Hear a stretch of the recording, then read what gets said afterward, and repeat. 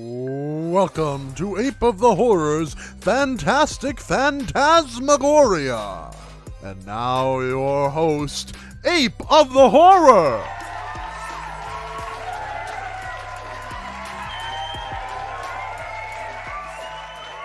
Okay, everyone, check this out. I got some jokes for you. All right, here's the first one. Why did the ghosts quit their jobs? Poor working conditions.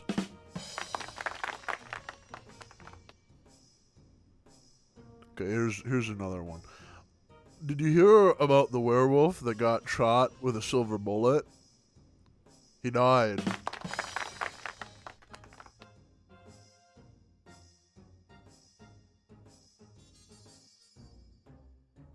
Okay, this one's really good. Okay, a vampire walks into a doctor's office. The doctor comes in. They both sit down, and the doctor says, "Okay, what seems to be the problem?" And the vampire says, "Oh God, Doc, where do I even begin? You know, my wife left me like 2 weeks ago, and she took the kids too. I felt like I never really even know them, and now it's going to be especially hard to get to know them. You know, they're going to be growing up without a father. I don't know how to deal with a situation like that. And, you know, my job sucks. I get very poor pay. You know, I don't even know what I'm doing. I don't even think my boss knows what I'm doing. All he knows is that he has power over me, and he derives so much pleasure from that. And I know I'm a vampire, but every day I feel like a man dangling from a end of a rope over an ever-growing vortex of hellfire that could potentially swallow me whole and burn me to a crisp." And the doctor says, "Oh man, you know, vampire, you sound like you're in trouble. But you know, you should really be, this is a doctor's office. You should really be seeing like a psychiatrist or something like that. Why'd you come in?" And the vampire said, "Oh, to find the blood donor room." You suck.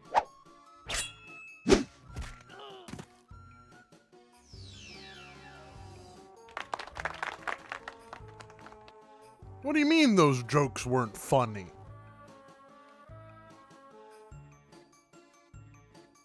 Whatever. I never really put much stock in your opinion anyway. We got a great show for you this evening, folks.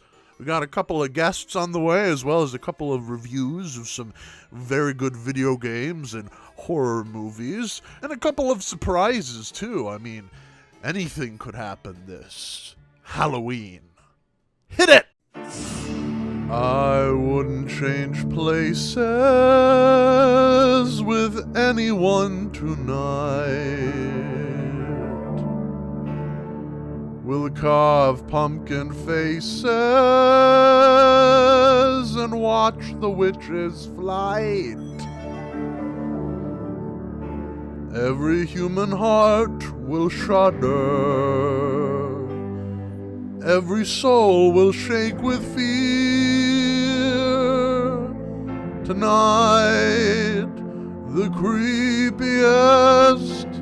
Tonight, the scariest. Tonight, the most wonderful night of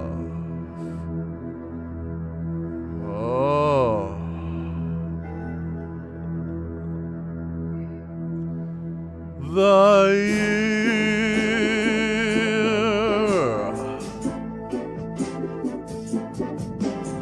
Anything can happen on Halloween. Your dog could turn into a cat. Might be a toad in your bass guitar, or your sister could turn into a bat. Christmas time brings the snow. Summertime brings the sun. But on Halloween, your blood begins to run. Something spooky's going down now. Anything could happen on Halloween. It's better than a video.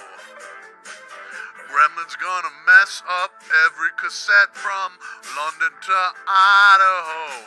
April 1st can't be fun New Year's Eve is a ball. But on Halloween, your flesh begins to crawl. I think I'm losing control. Anything can happen on Halloween. Your toenails grow long and your hair turns green. Your teacher could become a sardine. Your dentist could turn into a queen. Has anybody seen my tambourine? I may start playing, begin the begin. The craziest night you've ever seen. This hairy, scary, creepy, crawly Halloween.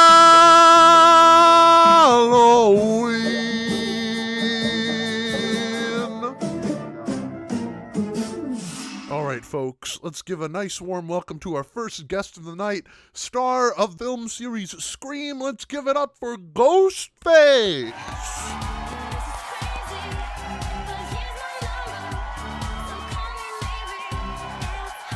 Welcome, Ghostface. It's great to have you on the show. Oh, well, thank you for having me. So, first question of the night, if you're comfortable answering this. Oh, sure. Who are you? Who are you underneath that mask? Who do you think you are? Are you Matthew Lillard? Yes. Good. Now that we have that squared away. So, Ghostface, you have been the star of the Scream franchise ever since its inception back in the 90s. And with your most recent film coming out, I wanted to ask you, what's your secret? Well, I don't really want to tell anybody this, but I've always had a little bit of a crush on that one chick from The Ring. I forget what her name is. It starts with an S. Like, is it Sarah or something? No. I mean, what's your secret to success? Why have you gotten so popular? I don't know. Beats the hell out of me. I just watch a bunch of horror films and kill stupid teenagers. And what would you say are some of your favorite horror films? Oh, I gotta go with the classics. Scary Godmother, It's the Great Pumpkin, Charlie Brown, Scooby-Doo, and the Cyber Chase. Wait, those are all like kids movies. Don't you watch like movies like Halloween, Nightmare on Elm Street, Friday the 13th, Child's Play? I mean, any of those? Like any classic slashers? What? No way, man. Do you see what they do in those movies? It's f***ed up. No, I could never watch anything like that. Boo.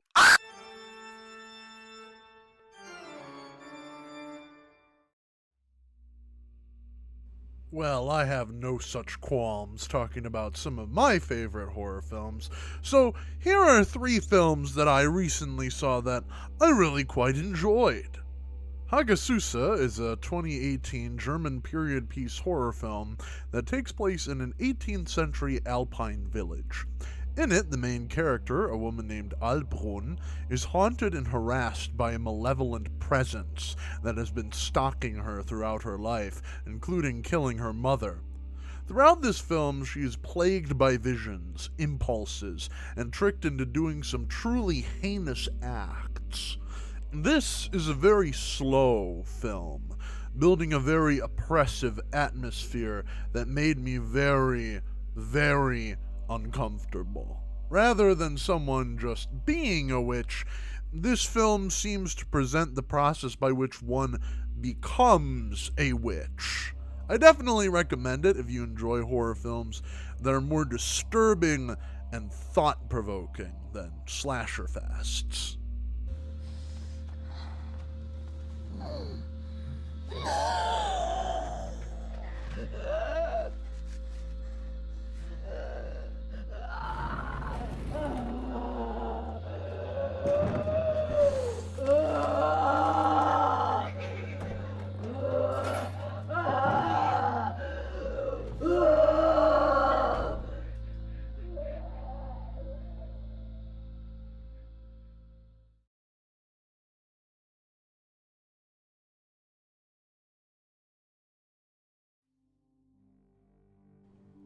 And on the complete opposite end of the spectrum, Willy's Wonderland is a 2021 action comedy horror film directed by Kevin Lewis and starring Nicolas Cage.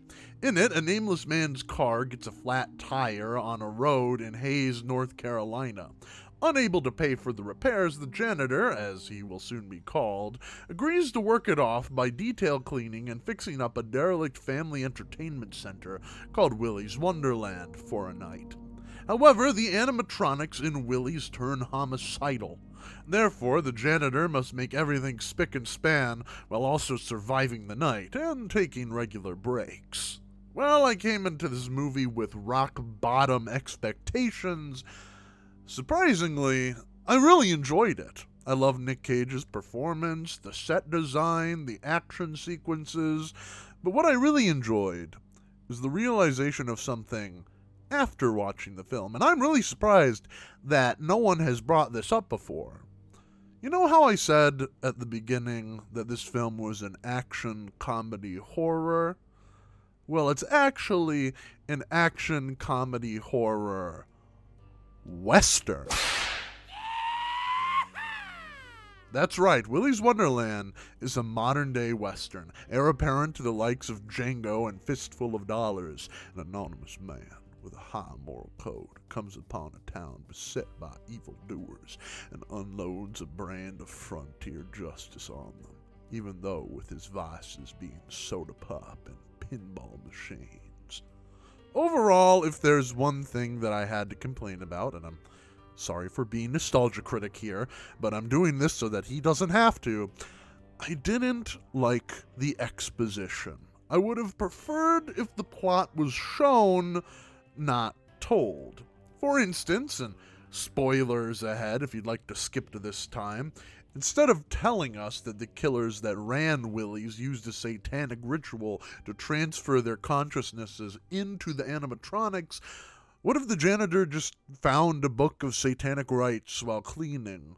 Or found the room where they stored the bodies of all their victims? Or maybe instead of Liv telling us that she survived what this ritual that the town of Hayesville has done, instead maybe just match cutting her to the little girl at the beginning of the film so we can make the connection that she's one who survived. It just seems like there were other ways to explain the story than just explaining it. But overall, Willy's Wonderland is a dumb, stupid, but very fun movie. Check it out.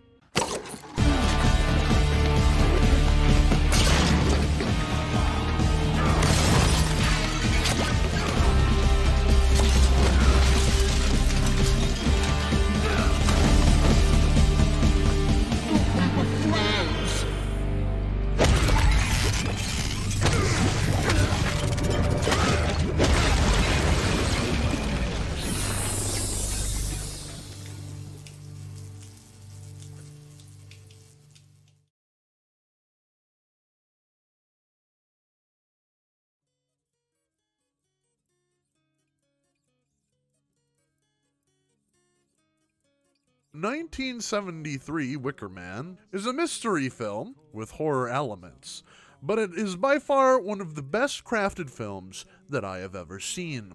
And unlike the previous film, this is not the one with Nick Cage in it. How'd it get burned? How'd it get burned? How'd it get burned? How'd it get burned? I don't know! It follows Police Sergeant Neil Howie, who visits an island off the coast of Scotland called Summer Isle, who has been contacted to find a missing girl, Rowan Morrison. Soon he finds out the inhabitants of Summer Isle are all goddamned pagans who practice some peculiar rituals. In the end, his faith and wits are challenged by the villagers of Summer Isle as he tries to find Rowan Morrison. Everything is on point here. The actors, like Christopher Lee and Edward Woodward, give some of their best performances. In fact, Christopher Lee has cited that this is by far his finest work. The set pieces are awesome, the editing is on point, the costumes are really well crafted, and, surprise genre twist again, The Wicker Man is a musical with some of the best folk-inspired music that I've ever heard.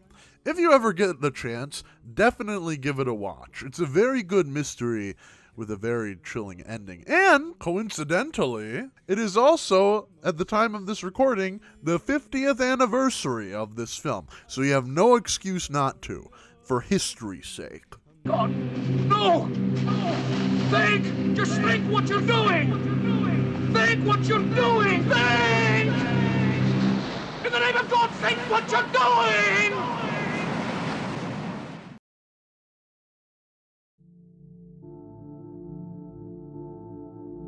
Alright folks, I'd like to introduce our next guest. They're a fellow member of the Grey Forest and a very, very good friend of mine. Let's give it up for Jelly-Filled Zombie!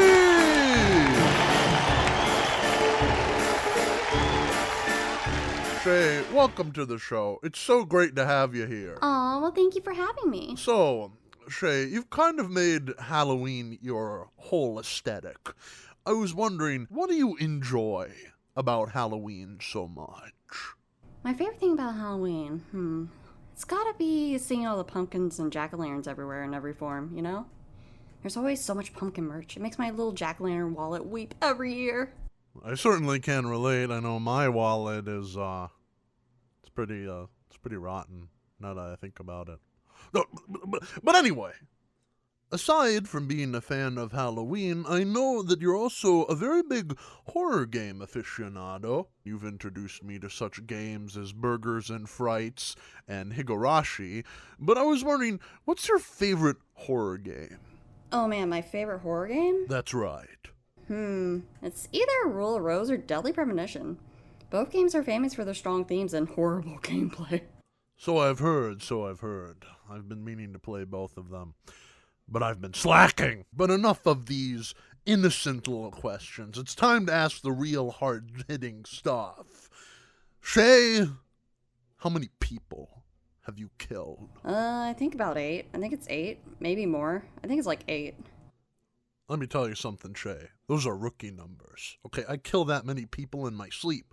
Our buddy Hibby, he's got a whole movie about his exploits. He's been doing like 2,000 people in like a single night. You're not doing it like us. You really got to be picking up the slack. Oh yeah, and one last question before we close this out. You know, your name on Twitch, your handle is Jelly-Filled Zombies. I was curious, what flavor is the jelly? Ugh, I'm so sick and tired of everyone asking me. Sick and tired? What are you gonna do with that knowledge, huh? Why do you care? Why do you care about the jelly, huh? Oh, shit. It's great.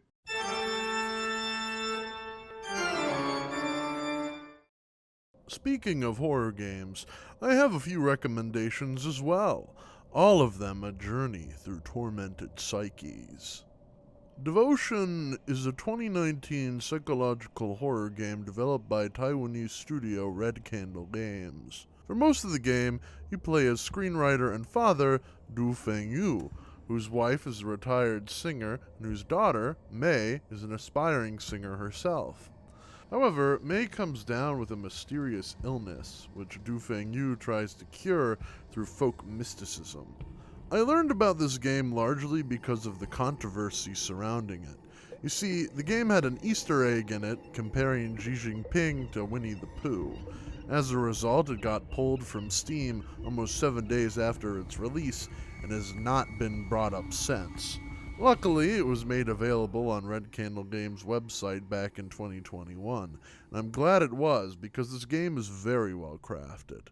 The atmosphere is dark and oppressive, the vocal performances are all really, really good, and the narrative is very deep and emotionally resonant. It really speaks about the fears and dangers of mysticism.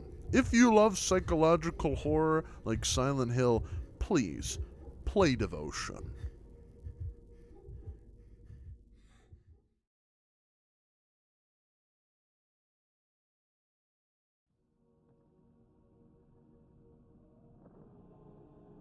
American McGee's Alice from 2000 is a game that I've wanted to play for the longest time. Luckily, through some roundabout means, no thanks to EA, I managed to. This game follows Alice Little, aka Alice from Alice in Wonderland, who's been institutionalized following the tragic death of her family in a house fire.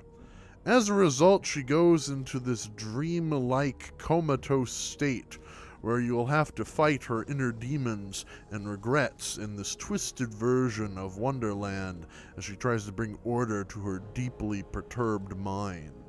The action's great. I mean, I wouldn't expect anything less considering that American McGee was one of the main level designers for Quake and Doom. The creatures, performances, art direction are all really great too. However, there's something deeper going on than just the action and platforming. I feel like Alice's character is very deep and multidimensional, which I didn't think would happen in this game. Oftentimes, game developers of this period would create a character like Alice and say, "She's just crazy!" Don't hit me! I hit me! I'm crazy! But here, they handled her suffering and mental health with care and understanding, something that I find very much refreshing in a game from this time period.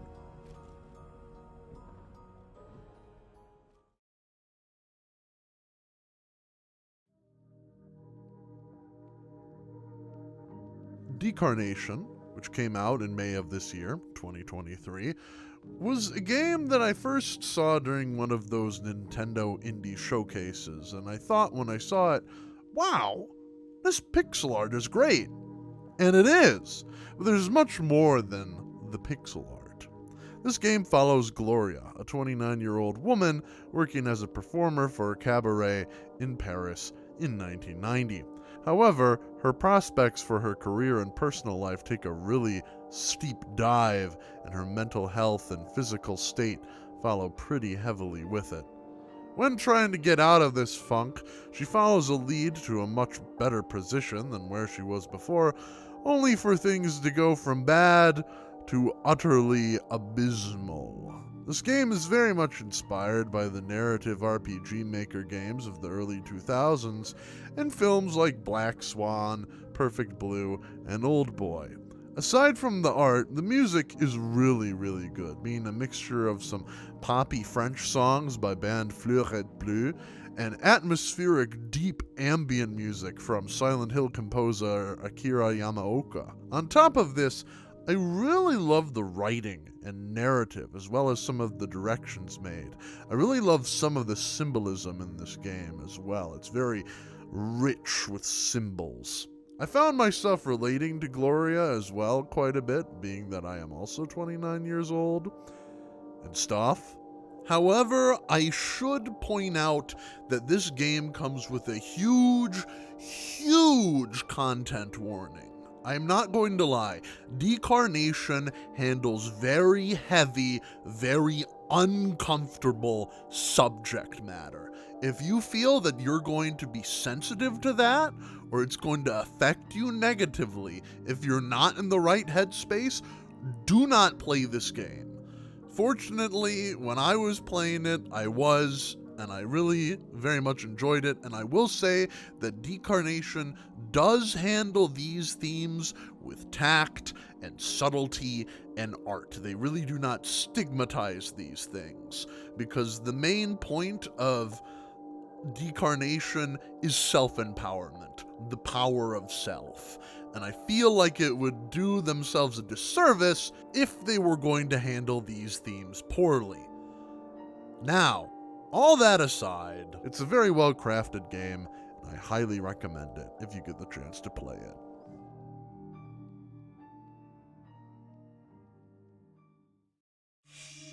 Alright folks, to conclude this wonderful night of frivolous, frightful frivolity, I would like to introduce our last guest of the evening, star of the film franchise that was named after this very holiday. Everybody, let's give it up for Michael May! One moment.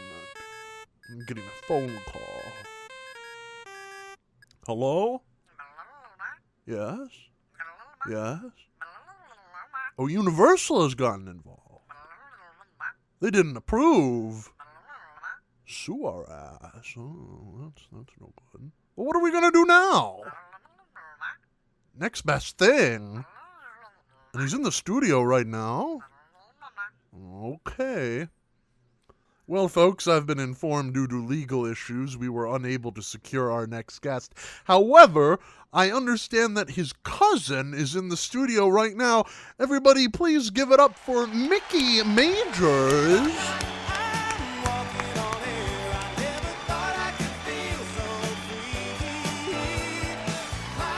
Hello, Mickey. So good to have you on the show. Oh, the feeling's mutual. So, Mickey, I don't know if you take after your cousin in any real regard. Oh, no, I don't. You don't? No. So you don't kill or anything? You don't kill teenagers? No. Not even like Jamie Lee Curtis in particular? No. Never. Never once. What do you do? I'm a devout Christian. The only thing I'm killing is the pancakes at my church's Sunday pancake breakfast. That's what I do. Okay. Although I do have an affinity for knives, Ooh, interesting. particularly carving ones. What? Yeah, I'm a carpenter. Just like the guy that directed the movie. That's his last name. I mean, do you have any interest in anything scary? Well, I saw a spider in my room the other day. That was pretty scary. But luckily my wife got it. She's such a peach. All right, Mr. Majors, I want to thank you for being on the show. But wait, I had a Bible verse I wonder. Oh, God. Where do they get these people? Hold up, folks. I'm getting another phone call. Hello? Hello. Oh, no. It's you. That's right. It's me. Ape of the Hour. I'm getting really sick of you taking over my channel every October. Well, if you were so sick about it, you would have tightened the security this year. I thought I did. Then I got a mysterious ticket to some tropical vacation. Yeah, that was from me. Didn't you enjoy it? I'm in Florida. And? I hate it. I almost got eaten by alligators. Oh, yeah? Well, what are you going to do about it? I'm going to blow you up telepathically. I'd like to see you...